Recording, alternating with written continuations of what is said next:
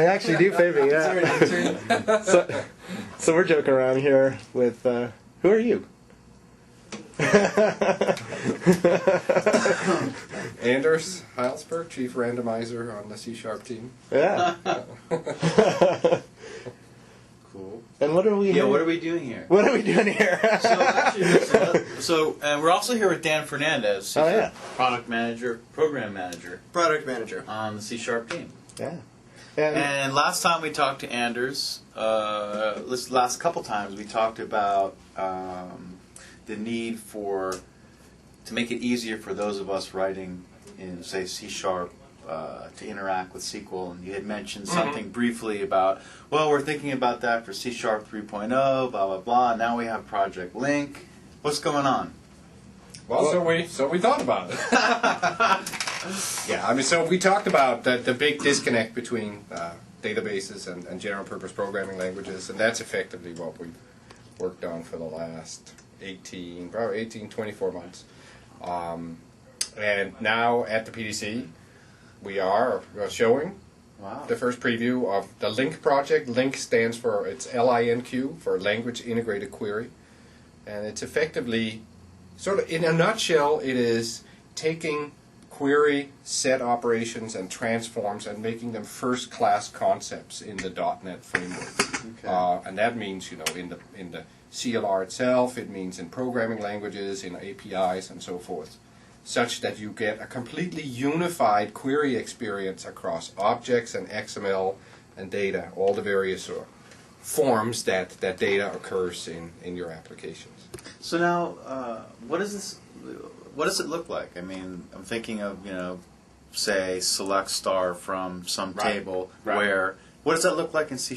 Well, we'll take a look at it in a little bit here. I'll show you what the code looks like. But let me first talk a little bit about how it sort of differs from traditional approaches to this. I mean, and indeed, like select star from or whatever. Yes, you may have written that, and if you think back, maybe it wasn't so long you wrote it, but you probably wrote it in quotes, and you gave it as an argument to new SQL command of select star, blah, blah, blah, with placeholders for the arguments, et cetera, et cetera. Precisely. And of course, when you wrote it, there was no compile time type checking, nor was there any IntelliSense or anything, because effectively you have sort of the language you're writing in, C#, and then you have the language in quotes, SQL, which is not at all understood in that context. And that just sort of scratches the surface to illustrate the deep mismatches that we have between the data domain and the object domain.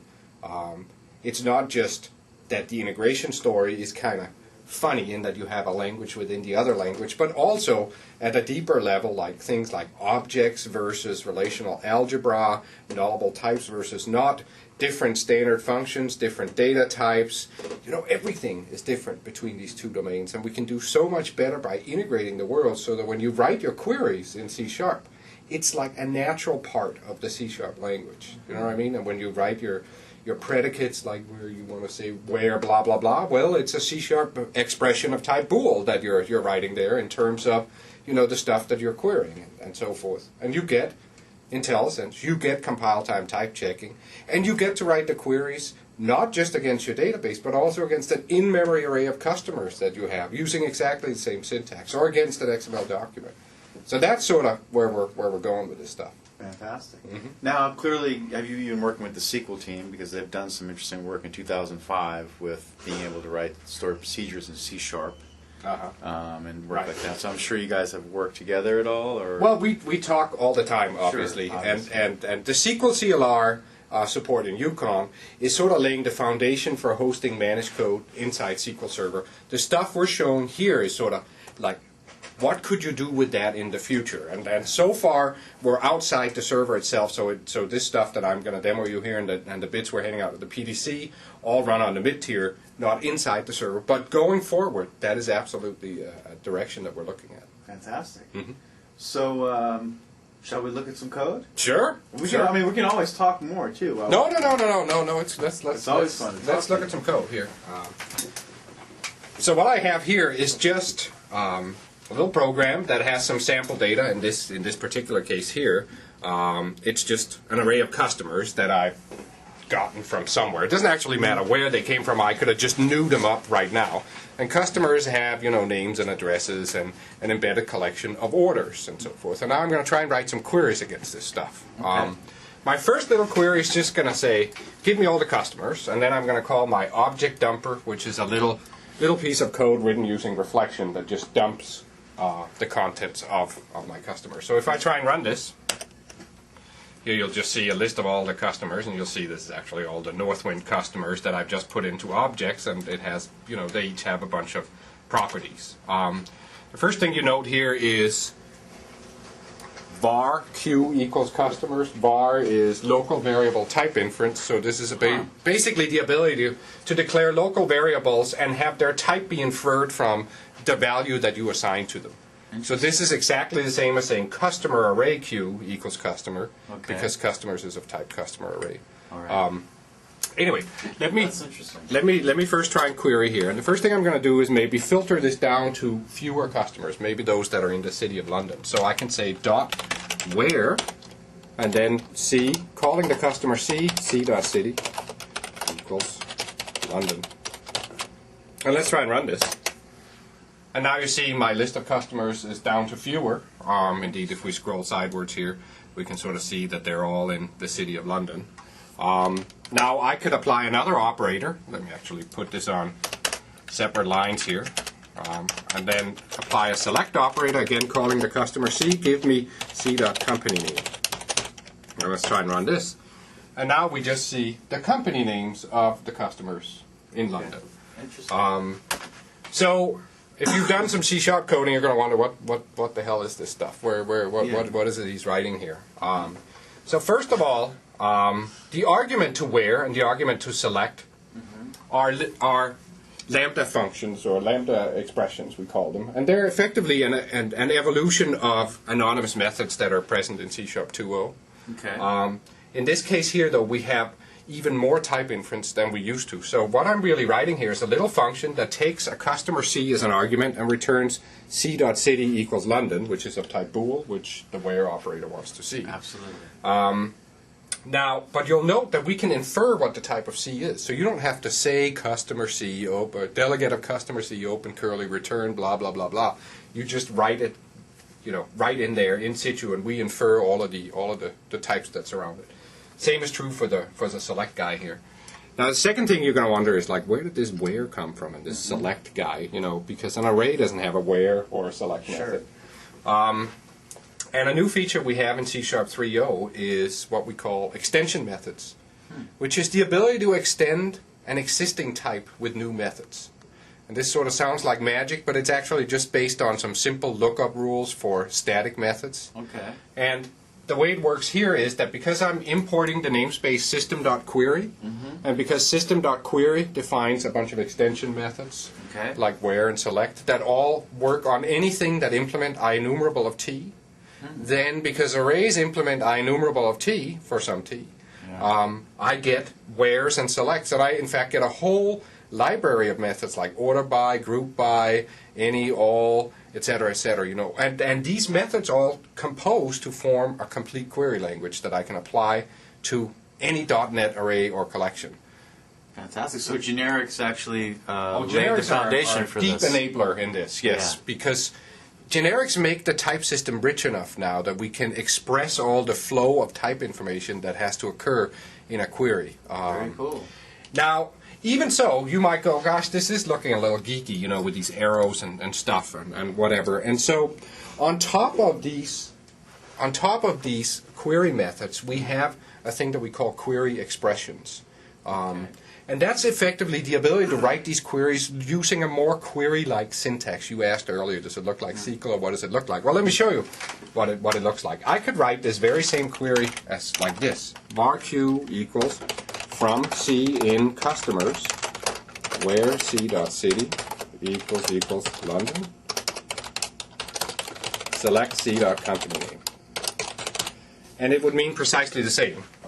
Now, the way this works, and my analogy here is, think of the for each statement that I'm sure you've used a gazillion times, right? Times, Yep. yes. Now, for each is actually a pattern over first calling get enumerator and then emitting a while statement that calls move next on the enumerator and obtains the current property and so forth. And you don't actually think about that day to day. You just use for each. Exactly. The same is true here. This is the same, but for queries. Okay. When you write from, where, select, we turn it into calls to the where method and the select method on the collection that you're querying underneath. But you don't have to think about that. That's cool. Just an implementation detail. And the method could be implemented by the collection itself, or it could be an extension method, as is the case here, and it could actually come from somewhere else. And that's how we get query syntax for any arbitrary collection. Now, does it have to follow that pattern? Because logically, after doing so much SQL, I want to say select first, yes, then from, yes, then yes, where. Yes. So does it matter, or is it does matter? Yes. It does matter. From comes before select. Okay. Unlike SQL. Now you go, why is that? Well, think of a couple of things. First of all, what if I were to write select, and now I want statement completion. What am I going to show you here? Oh, okay. Every variable in the universe, we don't know where it's coming from yet. Understood. So there's a bit of a problem with the flow of things in SQL. You need to know the from clause before you can give help on the select clause. Okay. And logically, SQL is funny in that the scope of the variable flows backwards.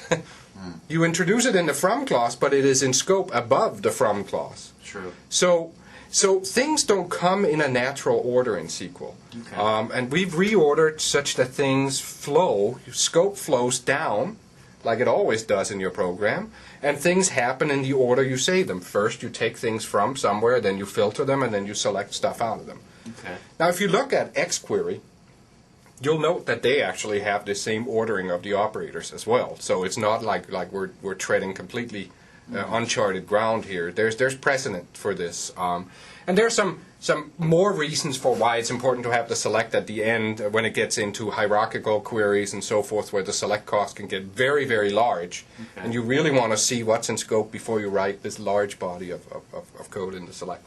But anyway, just to sort of show you, let me delete the first version of the query here and then try and run. And you'll see, boom, we get the same result. And in fact, if you were to look at the IL, it's precisely the same code. Now, the next thing you're going to want to look at here is projections. So in SQL, you can select x, y, c from some table and whatever, and you can effectively create structural types on the fly. You know, just by selecting a variety of columns out of your table. Now, in the object world, there is no notion of structural types, at least not in the .NET type system. And what we would do here instead is we would convert objects from one type to another in order to project. That would be the analogy. So if I have a bunch of customers here, and let's say I want to create a phone list out of it, well, I would effectively project into maybe a new contact class that I've written. So I might say select new contact of c.companyname, c.phone, if you see what I'm saying. And that would be my projection. I would change my array of customers into a sequence of contacts, and I picked out company name and phone. Okay. Of course, now I would have to go write this contact class. Absolutely. And introduce constructors and properties and so forth, and that's a bit of a pain, you know, if you had to write a new class for every select statement that you wrote. Agreed. Now, to alleviate that, what we support is now this thing we call anonymous types. So I can simply say new, open curly, and close curly here. And what I'm doing here is I am saying, give me an instance of something that has two fields, or two properties, company name and phone, and then just project them out from the customers, and then give me back a sequence of that. Now this thing I'm creating here is just like any CLR class. It's just that it's created by the compiler instead of having been created by me. And its shape is inferred from how I used it in the query. And then the query gives me a sequence of those back. And here we see local variable type inference comes to the rescue. Since I can't say the name of this type, local variable type inference allows me to not say it and still be strongly typed. Okay. Now let's first try and run it, and you'll see the shape of this is, yes, I now have a sequence of something that has company name and phone, two fields. And it's strongly typed because I found these field names through reflection. Indeed, in here I could have written for each var x in q, console.writeLine of x.company name, for example. And once the IDE gets aware enough of these extensions, there would actually be statement completion right here. So when I said x dot, it would show me company name and phone. Those are the two fields that are available. And if I run here, you'll see that I just get the company names. If I introduce an error, you'll see that I actually get an error message. The compiler has type checked this stuff. So this isn't late-bound script-like stuff. Even though I never set a type anywhere, the type has flowed out of my query and into my for each, and the compiler knows what's going on. So this is sort of like the difference between doing it the easy way with no typing, or doing it the hard way where the type is there, but you don't have to say it all the time. Very nice. Okay, let me just show you a few more things. One of the things that's interesting, of course, in the object world is that we have hierarchical data. And I could, in here, for example, well, actually, let me start in one way and say from C in customers, and then also from O in C.orders, because customers have an orders collection. Okay. So let me effectively join customers with their own orders, and then from that select out the company name, O.order date, and O.total.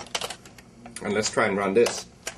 And you'll see now a sort of SQL-like shape of result where I have repetition in the outer column, because I'm seeing the orders of the customers in London, and of course the company name repeats many times. Now, I could actually introduce another predicate here and say O.orderDate.year equals 1997. Run this, and now we only get those orders that are in 1997. Now, this is a very SQL-like shape of result, sort of rectangular, do you know what I mean? Just rows and columns. Absolutely. But one of the things that's key about objects is that we have hierarchical shapes of data. It's very, very common when you code with objects, you know, to have nested collections and so forth. And we support that ability in our query language here as well. So I could change this query to say, from each customer, select and project out company name, and then project out orders equals, and then let's take this guy and make it a subquery that's nested. That's, I was just going to ask you about that. Whoops. Statement completion is still sort of fighting me a little bit on the indentation here, but we'll put it where it's supposed to go, like so. Okay. Now let's try and run this. And now you'll see, now you'll see first that at the outer level we have company names and orders. Now my object number is not drilling into the nested collection right now, but I can tell it to go in one level deeper here by adding comma 1 and then run. And now you'll see that I actually get a hierarchically shaped result set where I get company name and orders at the outer level, and then inside the orders collection I have order dates and totals for each customer. And of course, I can also apply ordering to this, so I could say take these guys and order by O.total descending in here. And now you'll see the result has all of the orders for each customer ordered by descending total, so I always see the top, the largest customer first. Now, is there a limit to the number of arrays? So, you know, the dimensions? Well, it works for a single-dimensional array. So it works for anything that implements IEnumerable of t, and multi-dimensional arrays don't implement IEnumerable of t. Okay. But it works for a list of customers or any collection that implements IEnumerable of t, which almost all of our collections do. So it's not just limited to arrays, obviously. Sure. Just to show you also a few other things with this stuff, maybe I should show you how it works with relational data. Yes. Because I'm sure people will be very interested in that. So let me try and switch to another project here and talk a little bit about this API that we have called DLINQ, which is the next version of the future version of ADO.NET that supports strongly typed language integrated data access. Effectively, you can use this in one of two ways. You can write a bunch of classes like customers and orders. You can write them yourself, and then you can put attributes on the classes that say this class corresponds to this table in my database, and on the properties you can put attributes that say this property corresponds to this column in the database, and then we can persist those things for you in a database. Fantastic. But more typically is probably that you would point at an existing database and say, please give me an object-oriented view of this database. Yes. And that's what I've done here with the same Northwind database. And effectively, what comes out of that then, if we look at the code here, is a strongly typed view of my database where I get a class called Northwind that contains all of the tables of the database, typed as table of blah, where blah then is order or customer or whatever. And then if we scroll down a little bit, you'll see down here, here is a class customer that has a bunch of storage for the fields of a customer object, or effectively corresponding to the columns in the database, and a bunch of properties that allow me to access. And we also have the relations map, so customers has a nested orders relation that actually maps to a join with the orders table in the database. Beautiful. And so forth. So using this stuff now, I can actually write and access this database and write language integrated queries. Okay. But I'm just going to start out by newing up a Northwind, as you see here. Then I'm going to attach a log to my Northwind connection, and you should think of this as a strongly typed connection to my database. This effectively gives me a strongly typed view of the data that's in there.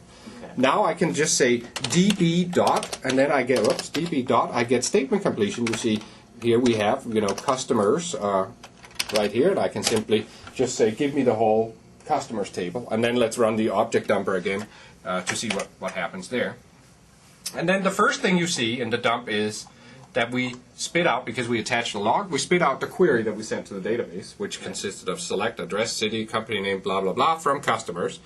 And then here we see all of the customers coming back. And effectively what we do is we fire off the query, and then we take the incoming result set and we new up objects from the result set as they come in. Okay. Now, let me now try and write exactly the same query, but this time against relational data. So, whoops. So I'm going to write from C in db.customers where c.city equals London, select c.company name. So just what we had before. Absolutely. And let's try and run this. And here you see, first the query that goes across is select company name from customers where city equals blah, and then back comes exactly the same cities. And this effectively shows you how, using precisely the same query syntax, I can query either in-memory data in an array or a database. And that's sort of really the power of language integrated query, is that it gives you unification across the different domains of data. Now we do a bunch more stuff in the D-LINQ API. We can do change tracking to the entities that you fetch from the database. We can push the changes back by generating dynamic SQL or calling stored procedures to do the updates and so forth. So there's a whole bunch of depth behind that too, and that's all included also in the preview bits that we're giving out at the PDC. Fantastic. Okay, final thing I'm going to show is how does this work with XML, because there's a lot of stuff here. Let's go back to our little demo project here, and then just try and write a little bit of XML code here. I'm just going to new up an XML element using the LINQ API that we have that gives us language integrated query for XML. Okay. And effectively, think of this API as doing two new things for XML. First, it gives you language integrated query capabilities, which are as powerful really as XPath and XQuery. It's like having the power of XQuery inside C# or VB. The other thing we do with the XLINQ API is that we take all of the lessons we've learned from the W3C DOM over the last 10 years of usage, and we fix them. All of those problems, like better handling of namespaces, less memory consumption, Excellent. less document centricity, etc., etc. A bunch of different things that people have complained about over the years. Okay. Well, that's great. And so this creates a whole new exciting programming experience for XML. So let me just try and first new up an element and then just do console.writeLine of that XML element and see what happens. When we run, we just get an empty XML element called result. So here's one little change from the DOM. Is the toString method of an XML element gives you the XML. Nice. Which seems a fairly logical thing to do, but you know, we haven't done that before. Now, one of the interesting things about XLINQ is that an XML element has a constructor that allows you to specify the contents of the element right there as you're newing it up. So instead of having this very imperative style of construction that we have today, where you first create an element and then add child, Exactly. and then append that to something else, well, here you just get to new it up and then in the constructor call say what you want to put in it. Okay. So one thing I might want to put in it is the string hello, for example, and now I'm just creating an element called result with the content hello, and if I do that, you'll see I get an element result with the content hello. I could try and put in an attribute called hello with the value 5, for example. Let's try and run that. Oops. Oh, I should say new X attribute. Let's try and run that, and now I get result with an attribute called hello with the value 5. I could also put in a nested element called hello containing the value 5. And if I run that, I get result containing hello with the value 5. Very nice. As you sort of see, it's fairly intuitive how you put together the XML here and you can shape it. But the real kicker is, if what I give as an argument here is not a string, nor an element or an attribute, but it's something that can be enumerated, like a query, then the constructor will enumerate the query and make that the contents. Fantastic. So now I could say from C in customers, select new X element of contact, comma, C.company. And let's try and run this guy now. And boom. Wow. Now I turned my little customer array into an XML document containing all of the company names. Fantastic. And of course, I could control the shape of the XML in here. I might, for example, say, well, what I really want is an attribute called name containing the company name. Whoops. And another attribute called phone. Let's get rid of that. Containing C.phone. There. Let's try and run this guy. And now you see the shape changes. I'm basically seeing contact name equals blah, phone equals blah, name equals blah, phone equals blah. And finally, I could, of course, add a filter here and say where C.city equals London. And try and run this. And now I'm actually sort of back to the same query I was writing before, right? But this time it comes out as an XML document. So you see, again, the power of it here is that I can take data from one domain, query it, and produce data in another domain completely seamlessly, which is something that we've never been able to do. Absolutely.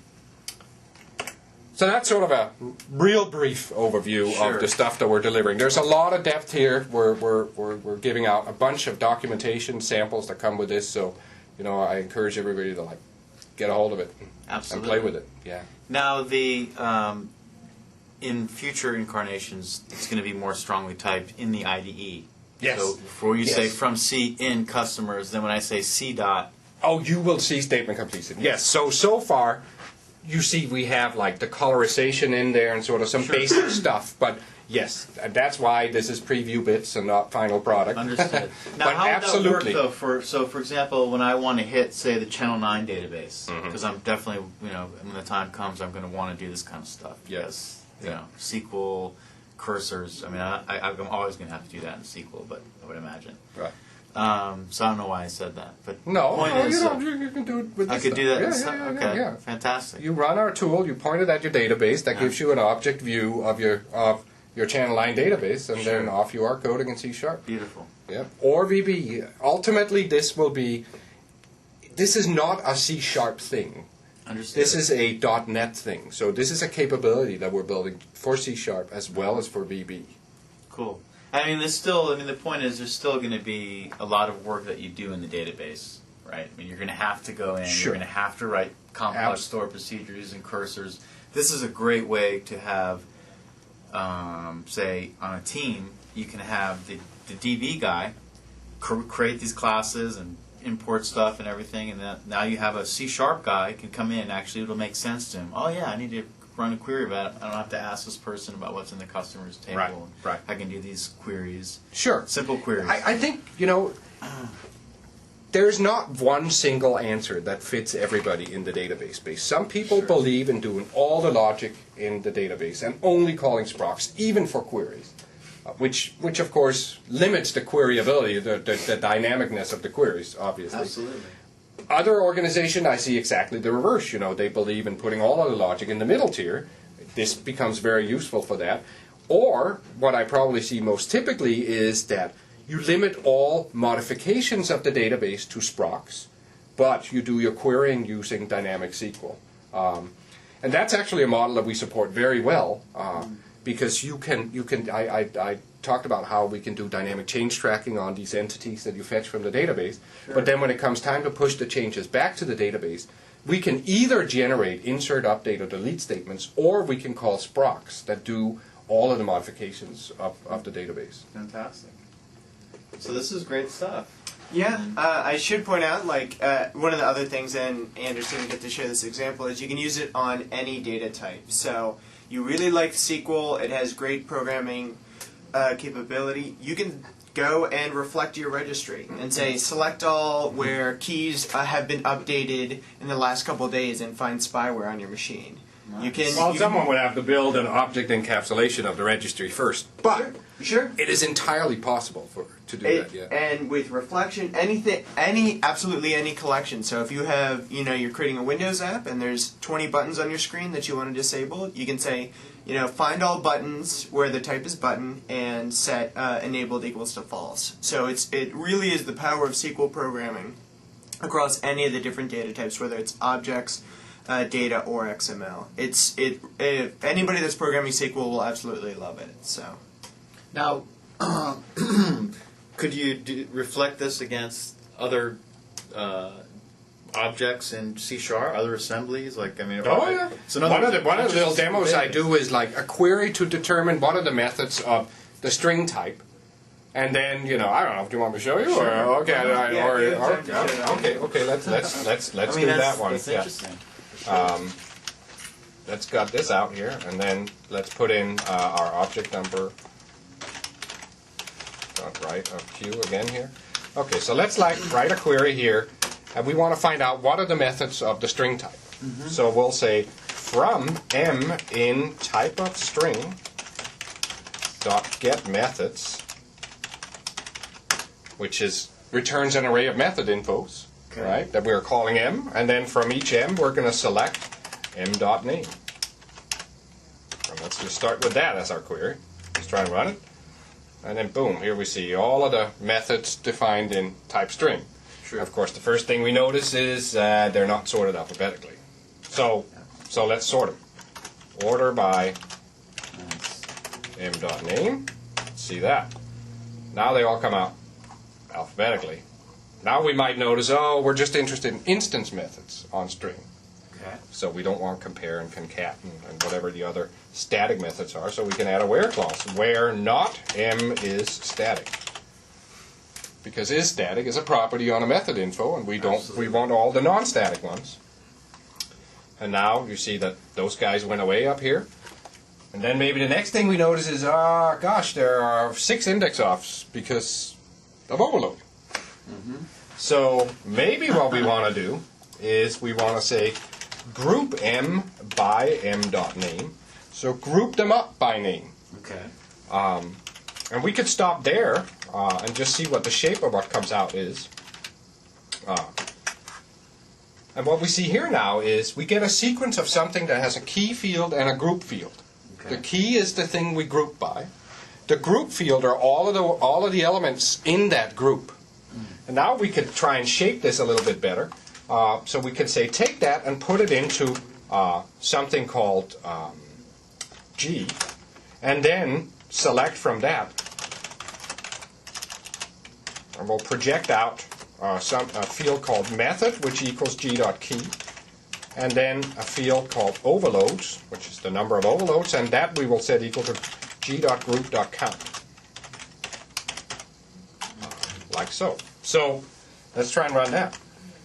And now we see a nice little dump of the methods of strings sorted alphabetically, grouped up by how many overloads there are, printed out. So yeah, you can, in 5 lines of code, you can query anything with this stuff. That's very cool. Yeah. Now, because I was going to say, if you want to do that just using reflection, it's a little more laborious, but Well, this is using reflection. Well, I mean, but directly. Yeah. Yes. That's what I meant. Yes. I mean, this is Yeah, a you nicer- have to write a bunch of for each loop, Yeah, and then this you'd is have to before put them in a syntax. dictionary in order to group them. Yeah, Blah blah blah. Yeah.